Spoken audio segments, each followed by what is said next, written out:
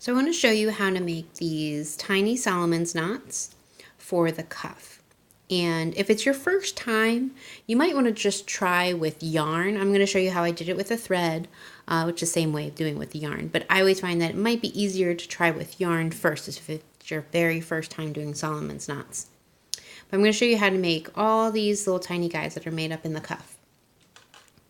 So the pattern tells you you're going to string on all your beads first. So we went ahead and did that. And then it tells you to start with a slip knot on your hook and a chain. No problem. Now we start making these tiny Solomon's knots. So to make a Solomon's knot, you pull up a loop. In this case, we're going to do around 1/2 inch. And then it tells you to yarn over. Now, let's take a pause for a minute. This one strand that's made by the yarn over, that one single strand, that's called your back loop. We're going to be going into that to make our Solomon's knots. So those are kind of important. The 2 loops that are on your hook, those are called your front loops. It's just kind of nice to know the terminology. What you do is you're going to pull this through here without it going anywhere. So that's kind of the trick to Solomon's knots. It's making sure they don't fly away on you. So the way I do it is I pinch it at the bottom, just for these tiny ones, I should say. And now I want to insert and go back around. So I'm going under that back strand, pulling up a loop. So now I have 2 loops on my hook, and then I can let go now. Yarn over and pull through those 2. So it's just like a single crochet, kind of locking it all in. Now in the pattern, it tells you to chain 1. That's just for the pattern setup. So let me show you that again without the bead. It's pull up a long loop, yarn over.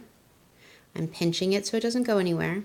Now I'm inserting back around under that single strand, grabbing yarn from behind, pulling up a loop. So I have 2 loops on my hook, yarning over, pulling through those 2. Then I chain 1 just for the pattern.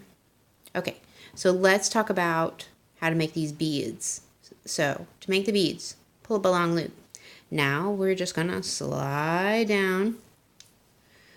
You know, you can slide down as many as you want. I did 3 in the pattern.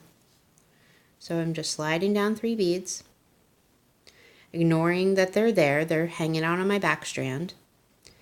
I'm going to complete the Solomon's knot like they're not even there. So I'm pulling through. And now you can see I'm kind of holding those beads because they get in the way. So I'm just holding on to them, but I'm still doing the same motion. I'm going under my back strand, pulling up a loop from behind, pulling it up and around, and then yarning over, pulling through those 2. And let's do it again. We're going to pull up a long loop. Oop, we need to chain 1 in between the pattern.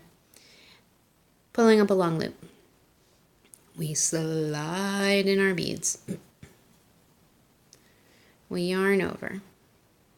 And here I'm going to pinch and hold those beads, kind of like holding them under my thumbnail.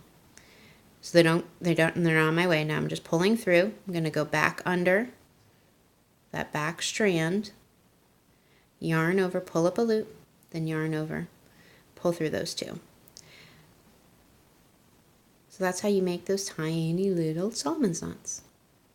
The next pattern is the same. You're going to do Solomon's knot, but instead of a chain in between, you're doing double crochets in between. And that's the difference between the rows. It's just kind of the setup. All right, enjoy.